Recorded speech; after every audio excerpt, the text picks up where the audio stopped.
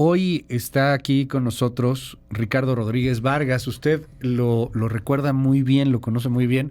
Él fue el fundador, el primer director del Instituto para devolverle al pueblo lo robado, lo que era el INDEP, antes pues esta dependencia de Hacienda. Y bueno, Ricardo conoció durante 30 años a Carlos Ursúa. Él pues es un hombre muy cercano a él, a su familia. De hecho, entiendo que el último mensaje en WhatsApp que se envió el día de ayer, pues fue justamente contigo, Ricardo. Y entiendo que es complicado y que es doloroso incluso para ti, pero te aprecio mucho que nos hayas venido a visitar y a platicar un poquito de Carlos Ursúa. Bienvenido, ¿cómo estás? En primer lugar, muy buenos días a ti y a tu auditorio. Pues un día lamentable para este país, pero también creo que él siempre creyó en un mejor país, creyó en mejores instituciones, creo en que este país debe de cambiar y por eso es que te agradezco mucho el que me permitas estar el día de hoy aquí. Al contrario, Ricardo, ¿cómo lo conociste? 30 años. Sí, mira, yo soy de Aguascalientes, el doctor nació en Aguascalientes en 1955. Un día él fue por allá a dar una conferencia, yo estudiaba economía, le pedí hacer una investigación con él en aquella época, y me dijo que sí, que pidiera una beca, y si no el propio Colegio de México, que él es donde estaba, pues me puede ayudar a gestionarla. En síntesis, hice una investigación con él. ¿Te dio la beca? Sí. Ah, mira. Y se fue tu maestro. Sí, pero él quería ayudar, no nomás a mí, quería ayudar mucho a los jóvenes. Fíjate que él sentía mucha pasión por ayudar a los jóvenes y se acercaban mucho con él. Él tenía un trato muy humano. Yo creo que toda la gente quien lo conoció, su principal característica fue esa, tener un trato muy humano. Y bueno, estuve 3 meses haciendo la investigación, incluso me dio la bondad de poder quedarme en su casa. Yo, como soy de provincia, me ofreció quedarme y de ahí. O sea, cuando eras estudiante de Aguascalientes, viniéndote aquí a la Ciudad de México, ¿y él te hospedó ahí en su casa? Sí, digo yo sorprendido porque ¿Eso cuántos años fue, Ricardo? En 1993 estamos hablando. Casi 30 años. Lo conociste, o sea, lo empezaste a conocer y te daba... Lo hacía con otros estudiantes, supongo, también, ¿no? Sí, o sea, daba el ojo ahí en su casa. Quizá no con muchos, pero lo hacía con gente de Aguascalientes. Porque pues claro, por ser le apreciaba mucho, y eso pues bueno, marcó en mí algo muy profundo, el hecho de poder convivir de otra manera con él y platicar muchos proyectos de país, de lo que él quería. Y bueno, pues de ahí surgió la amistad, Luis. Oye, a ver, estamos hablando de hace 30 años, gobernaba Salinas, pues, o sea, estábamos en el 94, ese año tan fatídico, lo de Colosio, etcétera, etcétera. Viene Cedillo, luego les toca el cambio con Fox, o sea, ¿es el México tan distinto, Ricardo, el de hoy que el de hace 30 años, pero que de alguna manera tú viviste con Ursúa como mentor, como maestro, en algún momento también como jefe? ¿Qué pensaba de ese México? ¿Qué pensaba de todo lo que fue cambiando? Me decías un poco fuera del aire, pues es que era un tipo que siempre quería ver lo mejor para el país. O sea, que de verdad su principal meta era tratar de hacer un mejor país y no necesariamente estaba clavado o metido con ideologías políticas. ¿Cómo fue ese Carlos Ursúa antes de que todos lo conociéramos como el primer secretario de Hacienda de López Obrador? Mira, él empezó su trayectoria en el Colegio de México. Quizás a eso le dio la formación, yo diría, al grado de un Daniel Cuicio Villegas, a un lado de un José Vasconcelos, de un Antonio Caso, de esa gente que en su momento forjaron las grandes instituciones. Yo creo que él ahí empezó esa trayectoria, esa carrera intelectual, sobre todo, eso me refiero. Pero luego le dio un tinte, no nomás en la parte teórica, sino en la parte práctica, donde él fue periodista y muy crítico de la actual administración, como lo dicen recientemente. Pero fue crítico de las otras también. No, si tú leías los artículos hacia el hacia las administraciones anteriores, por ejemplo, de Carlos Salinas, de Zedillo. Ajá. O sea, eso qué bueno que lo comentas, porque no nada más fue un crítico del actual, él fue un crítico muy duro de las anteriores de Zedillo. Y ahí sí, era pues... incomodísimo. Y ahí sí el PRD, o Morena, o bueno, lo que soy Morena, ahí sí celebraban y no decían nada.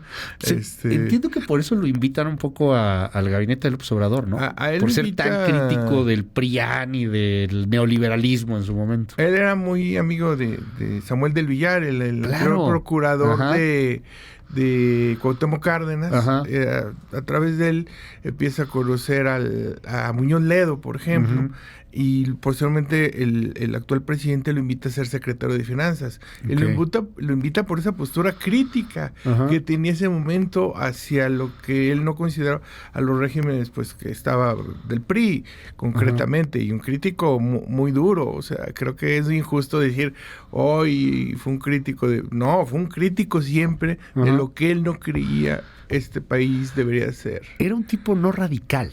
O sea, eso también me llama la atención porque no... Ok, hoy hablamos... Yo creo que todo el mundo usamos el término neoliberal y yo creo que casi nadie sabemos qué diablo significa eso, pero hablamos de neoliberal como sinónimo de algo muy malo, sin entender lo que representa técnicamente y en la profundidad la palabra. Entiendo que Ursúa era un tipo más bien moderado en la práctica económica, o sea, muy pragmático, mucho más que ideológico.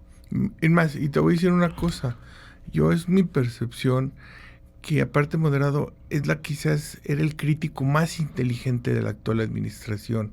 Es quizás que por ello el presidente Andrés Manuel López Obrador casi nunca lo quería tocar en una conferencia de prensa, porque desde mi perspectiva era la persona más inteligente y crítica hacia el actual régimen, pero con fundamento, con inteligencia, que eso a veces la crítica hace que quede primero la víscera que el cerebro, y en el caso de Carlos no, siempre fue centrado, inteligente. Mira, te cuento una anécdota. Un secretario de Hacienda nunca había ido al SAE o ahora al INDEP, tan famoso instituto para devolver. Claro. Un viernes me dice, Ricardo, voy a ir al INDEP a desayunar. Que era tu jefe. Era mi jefe. Sí, porque el INDEP depende de Hacienda. Sí, de hecho, totalmente de acuerdo contigo, era mi jefe. Me dije, voy a desayunar un viernes, fíjate, me dice, voy con mi secretario particular. Dije, mira, pues vamos a comprar ahí unos taquitos de canasta enfrente, o ahí te invitamos y los traemos aquí a la mesa. Y me platicó, yo lo vi, te voy a ser franco, lo vi incómodo, no con ir al INDEP, sino como persona se veía molesto, veía enojado. Molesto, enojado.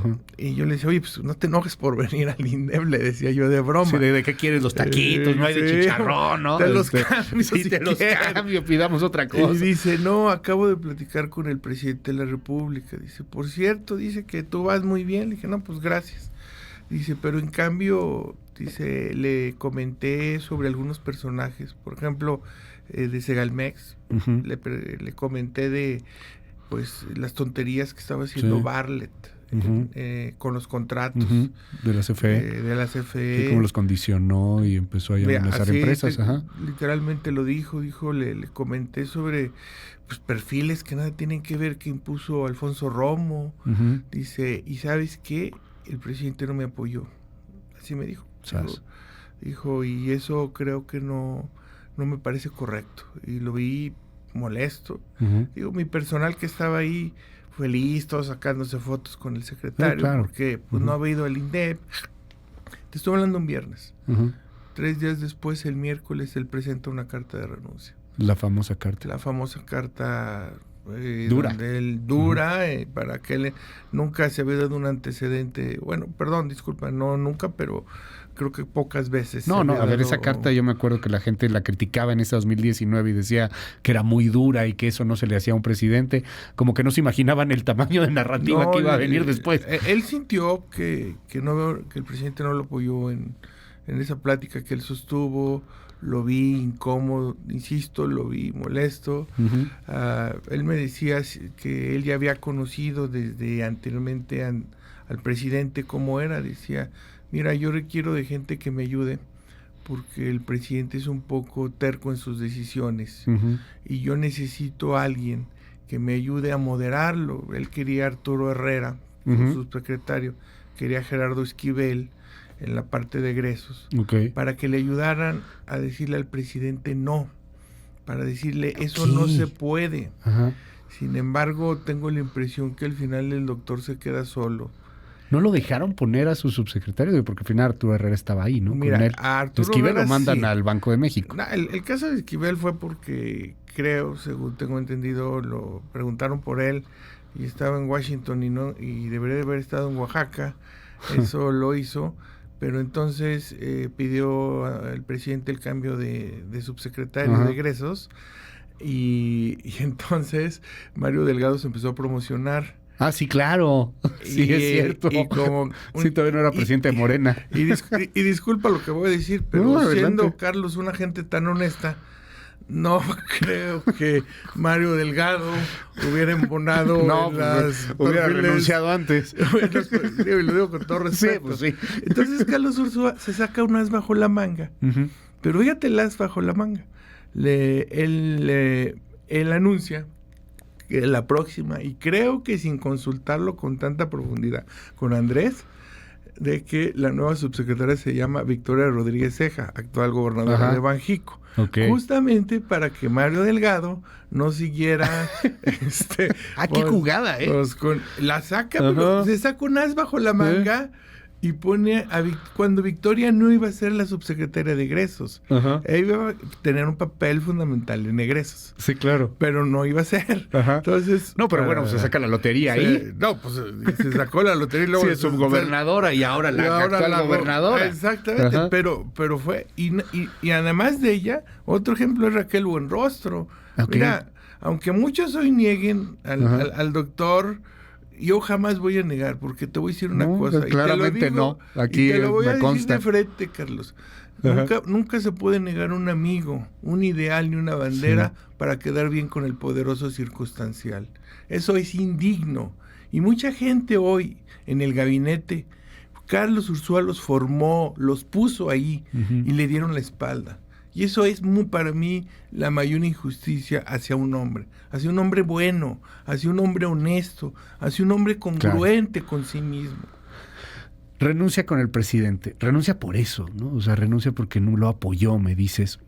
Y luego viene pues toda esta andanada de descalificaciones. El mismo presidente lo considera un técnico, se enoja de su plan presupuestario, ¿no? Y que él quería un proyecto mucho más ideológico que técnico, como el que había presentado Ursúa. ¿Cómo fue ese periodo antes de que fuera abiertamente una especie de opositor? Mira, yo incluso le mandé un mensaje y le dije, Uh-huh. Carlos, ¿quieres que renuncie?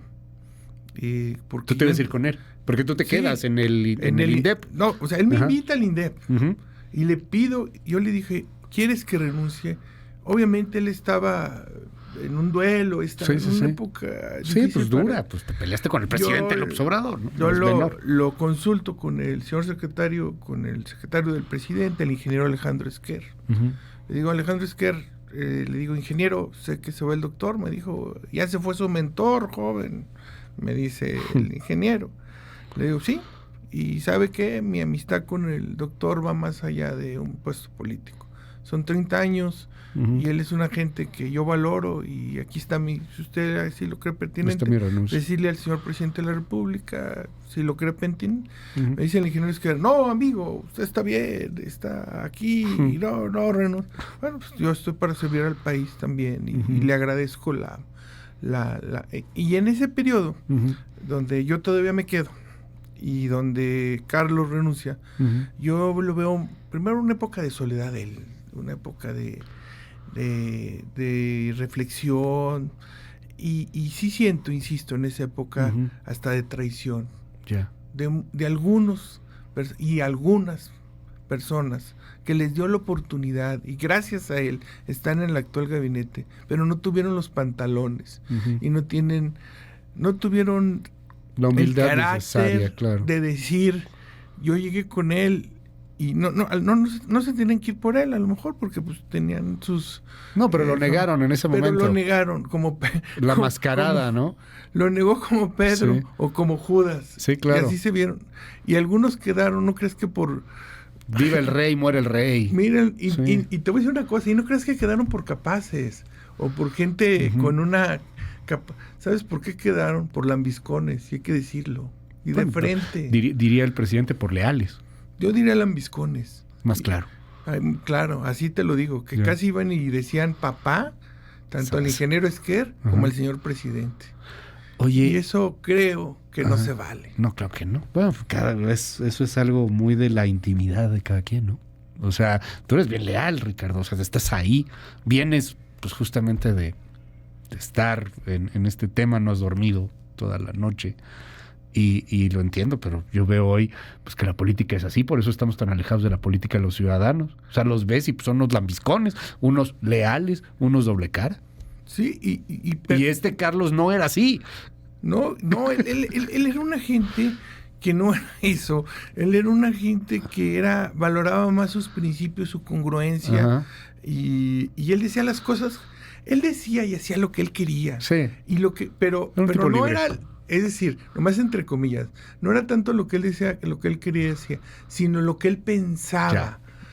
con congruencia, lo que debía de ser este país. Mira, un día me dijo, ¿sabes qué, Ricardo? El presidente va a elegir entre Santiago Levy y yo como secretario de Hacienda. No te voy a decir quién quede, lo vas a ver Ajá. ahí con Luis Cárdenas cuando el informe. Dijo, lo vas a ver con Luis Cárdenas cuando el informe quién quede. Bueno, pues ya todos sabemos a quién eligió el presidente Ajá. en ese momento. Pero se me quedó tan grabado que afuera de su casa hay un parque que está Ajá. por ahí, también instalaciones del ejército. Me invitó al parque.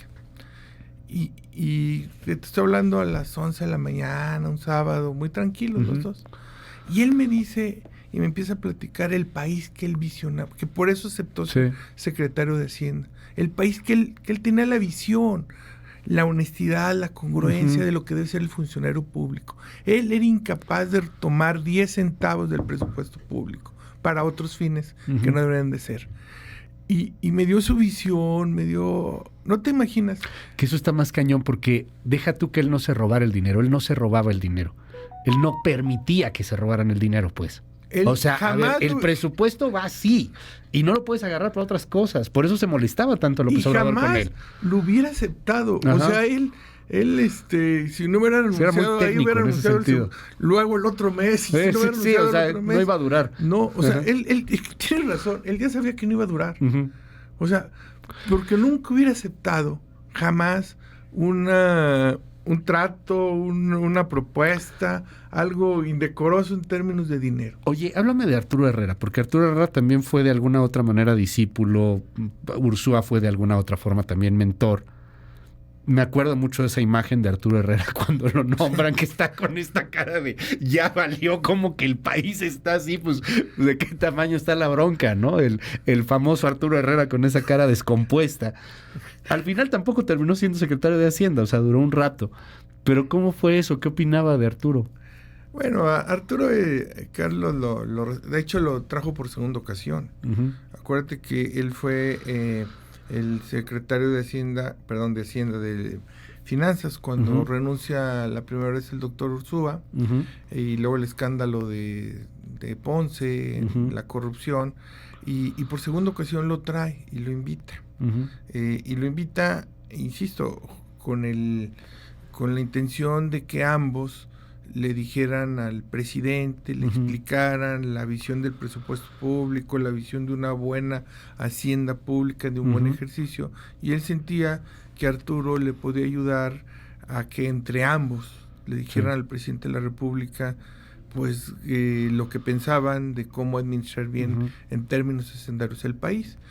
Tienen mucha razón, cuando el doctor renuncia, le manda a hablar a Arturo Herrera, esa imagen donde pues Arturo Herrera se le ve otro semblante por obvias razones. La intención era tomar la foto entre el doctor, el señor presidente y Arturo. El doctor decidió por congruencia ya no tomarse la foto. Y pues por eso creo yo que el doctor Herrera, pues... Estaba todavía más descompuesto, ¿no? Pues sí, O creo, sea, al además... momento de que Carlos ya él dijo, yo ya no me voy a tomar una foto que no tiene sentido, ¿no? Que no es lo que... Pues, ¿Y Arturo cómo fue como secretario de Hacienda? ¿Te decía algo? ¿Opinaba algo, Herrera? No, fíjate que en lo que yo, a mí atañe, fue muy respetuoso a mi labor en el INDEP. Platicamos algunas ocasiones. Cuando también me fui, platicamos. No, yo lo que sí te puedo decir es que fue muy en lo que a mí atañe, Arturo fue muy respetuoso conmigo y le agradezco el trato que me dio. Yo, bueno, pues mis diferencias fue en otro sentido. Quizás más bien con el ingeniero Esquer fueron diferencias ya muy notorias que ya no se podían seguir. Se va la oposición al final, ya llega después de este periodo de soledad, de reflexión, durísimo, porque pues, o sea, tenías a todos en contra y muy, muy, muy difícil. Toma una vía Carlos Ursúa. Pero me decías un poco fuera del aire y al inicio de esta plática, él quería un mejor país. Tú le escribiste por última vez, al parecer el último mensaje que recibe es tuyo. Yo le escribo ayer en la mañana y le digo, oye Carlos, ¿cómo ves? Y me dijo, ayúdame Ricardo, ¿en qué te puedo ayudar? Dijo, es que quiero que hablemos con los jóvenes, me dijo. Quiero que hablemos con los jóvenes para decirles, porque ellos son la esperanza de este país. Los jóvenes van a cambiar con su voto, o pueden cambiar con su voto, a un proyecto de país. Y me dijo, ayúdame en eso. Dijo, ya déjate de cosas así. No puedo decir... Sí puedes, dilo. ¿No? Sí puedes. Dijo, me dio a entender, ya déjate de mamadas. Ok. Ajá. Y ya, ponte a chambear. Y ponte a hacer un mejor país. Por el aprecio que nos tenemos. Pues te estaba invitando a trabajar con él en de alguna manera en la campaña de la oposición, entiendo. Me dijo, en un proyecto de un mejor país. Y así me lo dijo, el país tiene que cambiar, el país tiene, y por eso lo hago, él me dijo, lo hago por eso, porque quiero esas ganas. Y eso fue lo que me impulsó a mí a siempre estar con él. Te digo, lo más impresionante de él es que tú platicabas con él, Luis, y no nada más era una plática en mi caso, me preguntaba mucho de Aguascalientes, no sabes cómo lo imaginaba, le gustaba la historia de Aguascalientes, las casas viejas de Aguascalientes, la historia, pero más allá de eso, Luis, ¿sabes qué era lo padre? Que era una persona tan inteligente que siempre te dejaba algo, o sea, era delicioso. Sí, enriquecedor con él. Sí. Te digo, era casi como platicar con José Vasconcelos en su momento, a ese grado, o sea, tu maestro, de platicar con José Vasconcelos sobre el concepto de país que quiere, Luis.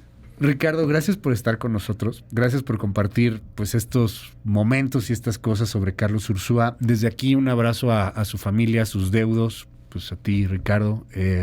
Momentos difíciles, pasa esto. Y pues vamos a seguir muy de cerca el tema. Quisiera cerrar nada más preguntándote un poco, porque pues también empezó esta cosa ahora sí que hablando de lo que te dijo Ursúa ayer, que déjate de aquello, empezó en redes así este tema de una especie como de conspiración, de que lo habían matado, algo por el estilo. ¿Tú ves por ahí algo? No, sabes que bueno, y en primer lugar yo también me uno al respeto y al dolo de la familia. Laura es una gran mujer, su señora esposa. Él siempre la amó, la quiso mucho. A su hija María José, igual yo fui testigo del gran amor que incluso cuando renuncia Carlos Ursúa, las palabras de su esposa, de su hija son impresionantes. ¿Qué le dice? Le dice, papá, lo importante eres tú, no el puesto. Le da una carta de mucho amor de su hija hacia él, su hijo Juan Carlos también. Entonces yo también, igual que tú, me uno al dolo y a las condolencias a su familia. Yo lo que te puedo decir y que pude platicar anoche es que no hay nada de una posible... una conspiración ni nada. No, sería irresponsable. Sí, exacto. No estaré a la altura de lo que fue él. Exacto. Decirlo. Creo que sí fue una muerte natural, fue un infarto. Desafortunadamente, pues un infarto que nos dejó a este país sin una gran persona, que hoy más que nada la necesitamos. Una persona como él con su perfil. Y por respeto a él no hubo nada en ese sentido, Luis. Ricardo, de verdad, gracias por estar aquí. Y bueno, pues lo siento mucho, porque pues fue tu maestro, fue tu mentor. Gracias, Luis. Se nota que te duele mucho y que estás en un momento también sensible. Gracias por compartirlo. Gracias a ti.